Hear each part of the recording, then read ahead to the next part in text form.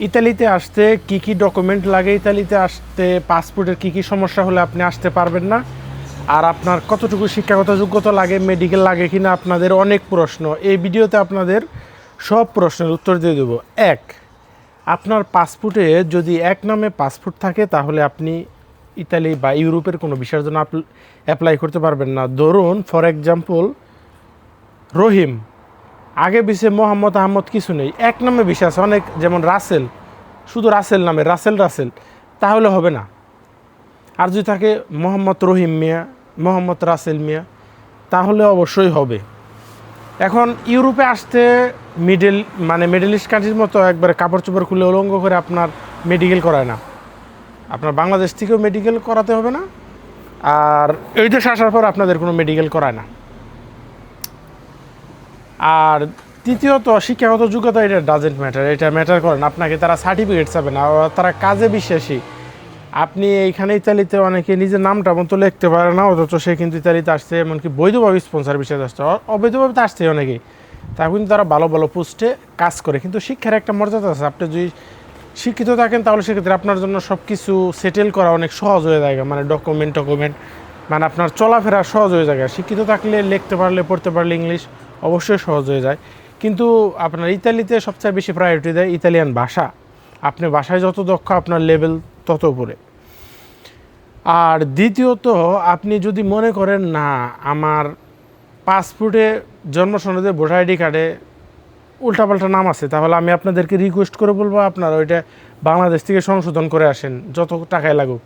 ইতালিতে আসার পরে কিন্তু আপনারা ওইটা ঝামেলায় পড়বেন, মানে কোনো এসে পড়লে ডকুমেন্ট করার ক্ষেত্রে ঝামেলায় পড়বেন, কিংবা রেসিডেন্ট পারমিট করার ক্ষেত্রে 100% ঝামেলায় পড়বেন। ওই ঝামেলা আর বলে হয়ে আসে না, অনেক বিপদে পড়বেন। ঠিক আছে, তখন এইখানে যদি আপনি ওইটা হ্যান্ডেল করতে যান 4-5 লাখ টাকা খরচ হয়ে যাবো। ইতালিতে থাইকে আপনি যদি পাসপোর্ট, এই না জন্ম সনদ, ভোটার এগুলো কারেকশন করতে যান প্রচুর টাকা খরচ হয়।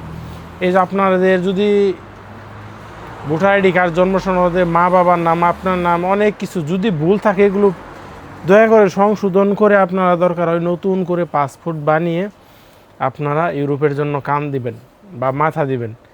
দয়া করে আপনাদের পাসপোর্টে যদি কোনো প্রকার ভুল থাকে, আপনার নাম, বাবার নাম, নামের অক্ষর, ওয়ার্ড, যদি আপনার ভোটার আইডি কার্ডের সাথে পাসপোর্টের নাম মিল না থাকে, অনেক ইত্যাদি ইত্যাদি যে কোনো সমস্যা থাকলে আমি আপনাদেরকে দয়া করে বলবো আপনারা বাংলাদেশ থেকে এগুলো কারেকশন করে আসবেন।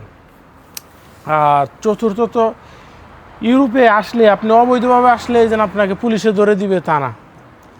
আপনি যদি কোনো ক্রাইম না করেন, অবৈধভাবে আসলে আপনাকে পুলিশে ধরাই দিব না। আপনাকে যদি ধরেন নতুন আসলে আপনার ডকুমেন্ট নাই, আপনাকে পুলিশে ধরে থানায় নিয়ে যাব, নিয়ে যাওয়ার পরে পুছতাছ করব যে কেমনে কীভাবে আসছো, সেটা আপনাকে কিচ্ছু বলবে না। দরকার আর আপনার জন্য ভালো। ইতালিতে মানুষ অবৈধভাবে এসে পুলিশে ধরা দেওয়ার চেষ্টা করে, জানেন কি? কারণ পুলিশের কাছে ধরা দিলে তার কাগজটা তাড়াতাড়ি হচ্ছে, একটা ফিঙ্গারের ডেট পাবো, একটা মানে আপাতত স্থায়ীভাবে ওয়ার্ক পারমিট পাবো। পুলিশে যদি ইতালিতে আপনাকে ধরলে আপনাকে সে নিয়ে গিয়ে কিভাবে আপনি ইতালিতে বৈধ হতে পারবেন, আপনাকে সেই প্রসেস বলে সিস্টেম করে যে 7 সৌজন্য পান, ও যাতে সেই সিস্টেম করে আপনাকে যেখান থেকে তুলে নিয়ে গেছিলো ঠিক সেখানে আপনাকে ছেড়ে যাবে। আমার মনে হয় সারা পৃথিবীর মধ্যে ইতালিয়ান পুলিশ সবচাইতে ভালো, সারা পৃথিবীর মধ্যে। ওদের জন্য আসলে দোয়া ছাড়া আসলে কিছু করার নেই। খুবই ভদ্র, খুবই মার্জিত ইতালিয়ান পুলিশ।